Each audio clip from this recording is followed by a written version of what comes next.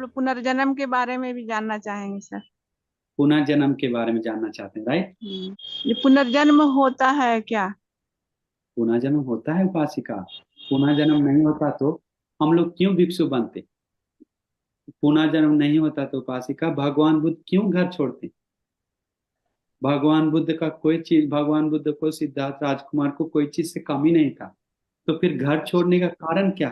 पुनः जन्म संसार में जाना दुख है, ये सबसे कैसे मुक्त हो?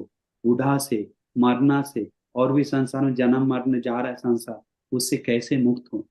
तभी तो उसका सत्य रास्ता खोजने का, मुक्ति का मार्ग। पुनः जन्म नहीं होता तो, पुनः जन्म नहीं होता तो पारमिता पूरा कैसे करते हैं? इस जन्म में थोड़ा बोधिसत्व भगवान सिद्धार्थ गौतम पारमिता पूरा की, संसार से पूरा करते आ रहे हैं। पुनः जन्म नहीं होता तो लोगों को एक दूसरे में ऐसा कुछ चेंजिंग देखने को नहीं मिलता। पुनः जन्म साफ है, लोगों कितना हम लोग बात किए इस मैटर पे। तो पुनः जन्म लोगों को अभी भी, हम किसी किसी को में मरकर अमनुष्य बना हुआ, जानवर बना हुआ, और भी योनि में गया हुआ लोगों से डायरेक्ट संपर्क हुआ बात है। इसलिए पुनः जन्म के बारे में तो अनेक उदाहरण है। मैं 5-10 मिनट नहीं, एक दिन हम लोग अलग से पुनः जन्म के बारे में चर्चा कर देंगे, बोलिए। हाँ जी ठीक है, बंदामी बनते हैं। ठीक तो मान लो। साधु साधु साधु। पुनः जन्म नहीं होता तो मैं इसलिए नेक्स्ट टाइम अलग से उसके लिए बहुत सूत्र है, एक अलग उपदेश है, हम लोग बात करेंगे। जी वंदना बंती जी, हाँ उपासक। बहुत बहुत साधुकार आज की धम्म देशना देने के लिए। हाँ और बोलिए। बंती जी, मेरा क्वेश्चन है, जैसे सारिपुत जो बंते जी थे, मतलब लास्ट में उनको ना, जब वो निर्वाण प्राप्त कर रहे थे, उनको बहुत शारीरिक पीड़ा हुई, तो ऐसी शारीरिक पीड़ा मतलब होने का ऐसे रीजन क्यों है? देखिए, एक बात वो बताने के लिए भूल गए। हम लोग बहुत अपने को बहुत बहुत अच्छा बोलते हैं कि हम इतना पुण्य करते हैं, हम इतना वैसा करते हैं, लेकिन हमें को क्यों दुख, हमें को क्यों इतना बाधा? लेकिन देखिए, सारिपुत्र जैसे महापुण्यवान लोग, सारिपुत्र जैसे महा उत्तम लोग, अरहंत मुनि लोग, उनको भी शरीर का बीमार हुआ। भगवान बुद्ध जैसे उत्तम व्यक्ति, श्रेष्ठ व्यक्ति, उनको भी शारीरिक बीमार आया अंतिम समय में। तो ये शरीर का सत्य स्वभाव है। ये भी उत्तम लोग आरांत हुए, लेकिन एक ये पृथ्वी आपो तेजो वायु नश्वर शरीर के साथ जन्म लिए, इसलिए जन्म लेना दुख है। वो सामना दिख रहा है। इसके बाद नेक्स्ट लाइफ सदा खत्म हो गया, मुक्त हो गया। जन्म मरण का सिलसिला खत्म कर दिया, क्योंकि जन्म लेने के लिए कर्म तैयार नहीं किया। भव पच्चय जाति, भव ही नहीं तैयार किया जन्म होने के लिए, तो जाति नहीं होता है। जन्म ही नहीं होगा तो जरा मरण शोक व दुख पीड़ा कुछ भी नहीं, कायिक दुख मानसिक दुख कुछ भी नहीं है।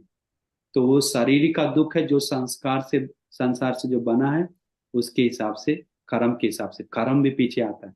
क्योंकि मोगल अनबंते जी, मोगल अनबंते के बारे में कितना सुने हम लोग।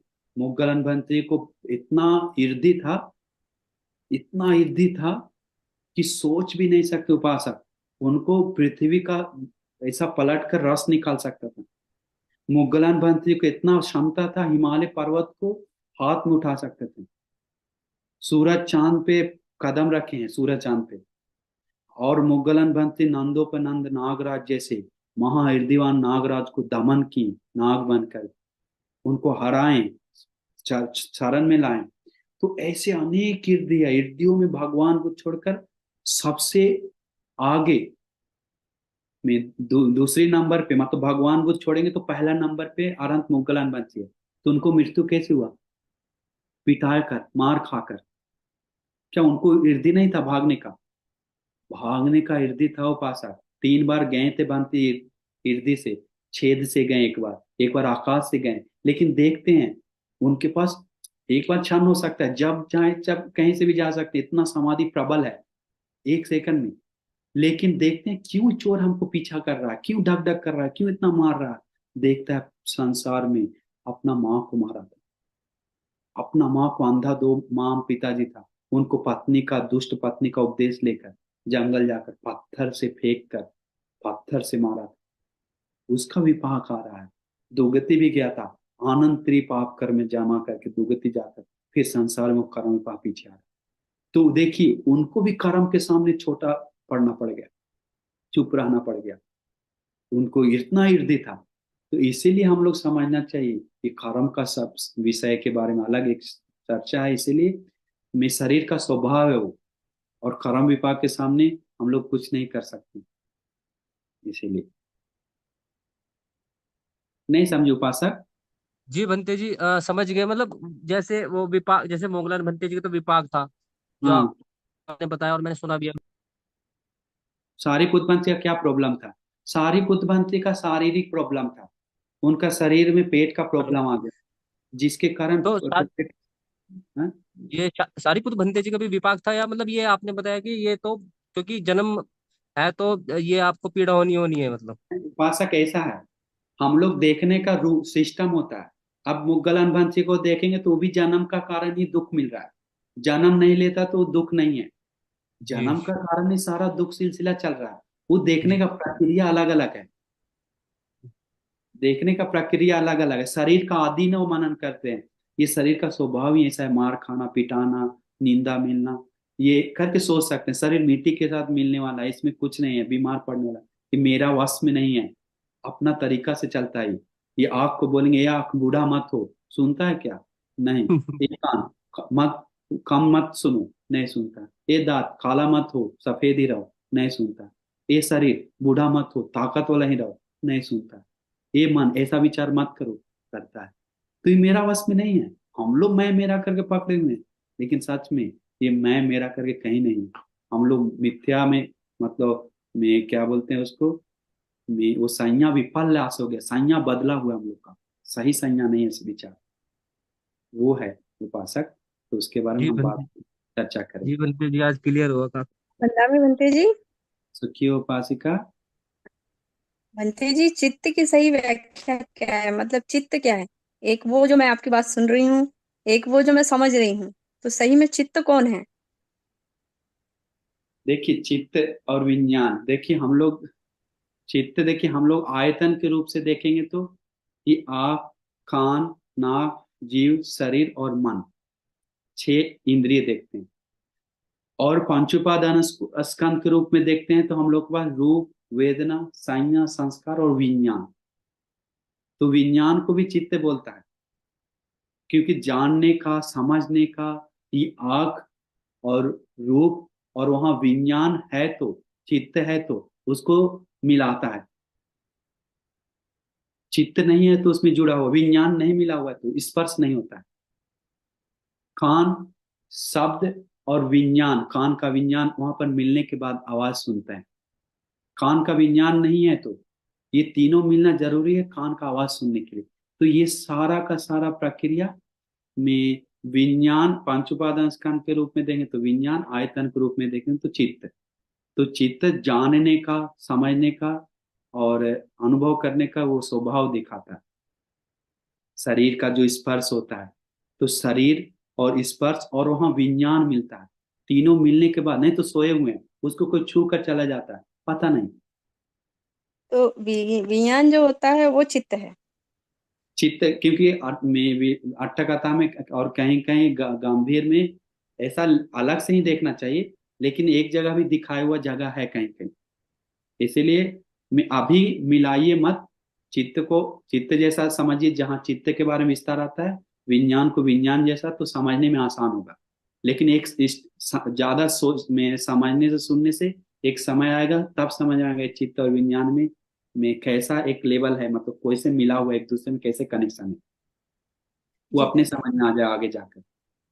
जी हम्म, बनते। हम्म। साधु साधु साधु।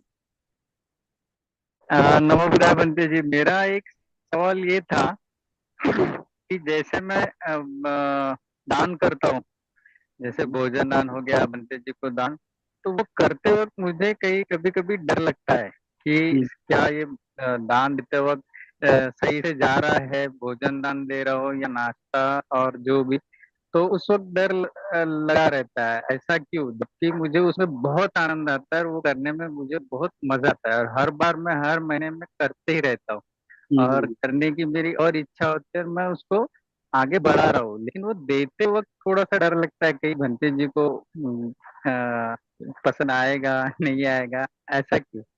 नहीं नहीं, ऐसा नहीं, दान के बारे में, इसके बारे में और अच्छा से आप सुनना चाहिए, तभी आपको क्लियर होगा डाउट।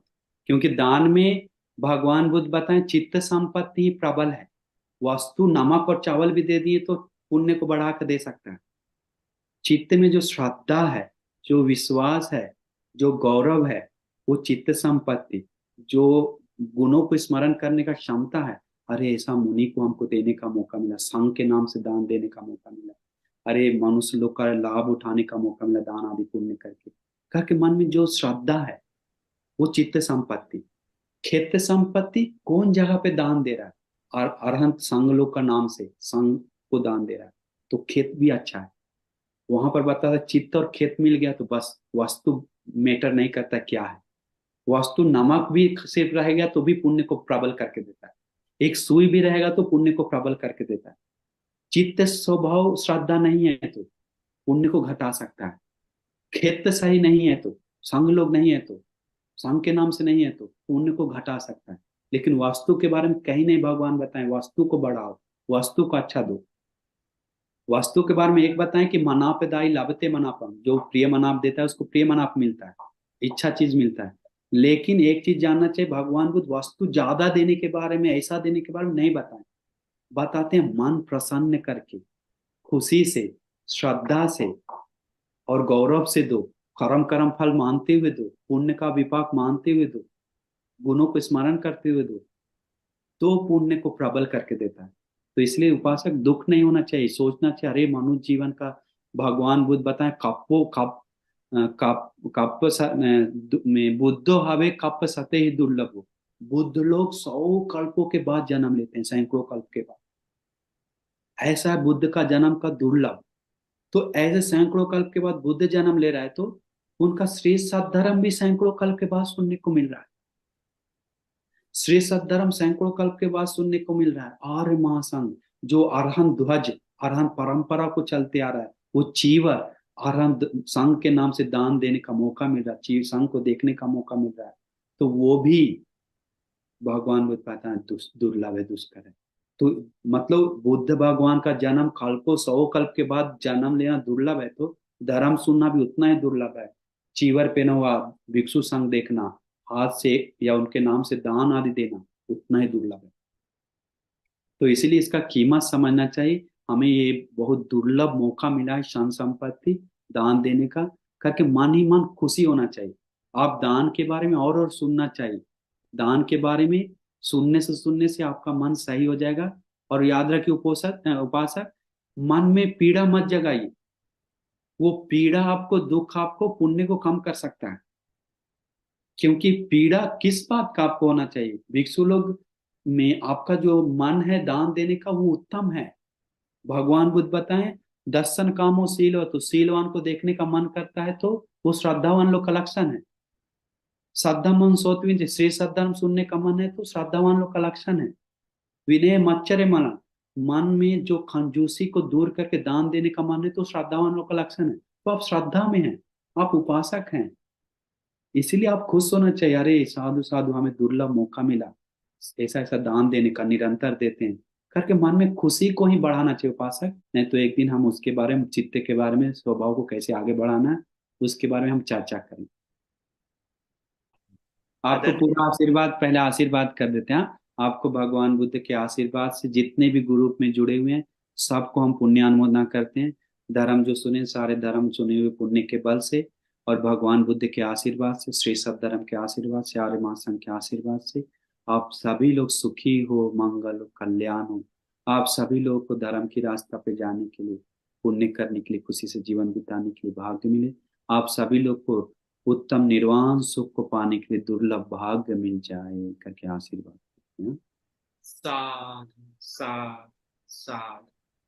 आदरणीय बंदे जी, अभी मैं बुद्ध धम्म संघ को क्षमा याचना करता हूँ, हाँ पुण्य अनुमोदन याचना करता हूँ। और आज का पुण्य आदरणीय गुणानंद बंदे जी अभिभूत को शेयर करना है, उनका जो स्वास्थ्य ठीक करने के लिए, जल्दी से जल्द वापस आने के लिए। ठीक है। और महामेवना के भिक्षु संघ और नंस को सभी को पुण्य शेयर करना है। ठीक है। प्रथमतः मैं सभी के ओर से बुद्ध धम्म संघ को क्षमा याचना करता हूँ।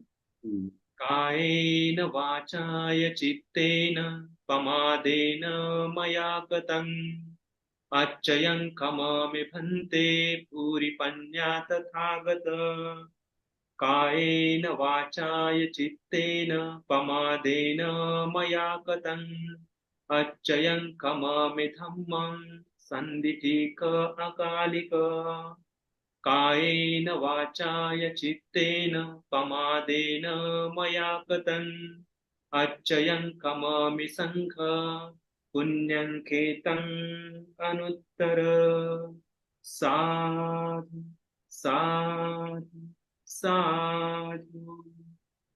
पुण्यानुमोदन याचना।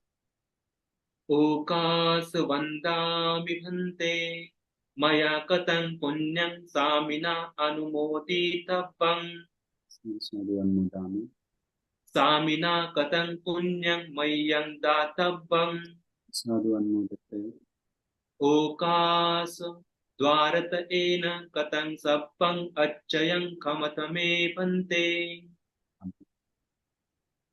ओकास खमामि भन्ते द्वितीयंपि ओकास खमामि भन्ते तृतीयंपि ओकास खमामि भन्ते। पूरा आशीर्वाद है उपासक, मंगल कल्याण सुखी। सा सा सा। नमो नमो बुद्धाय। नमो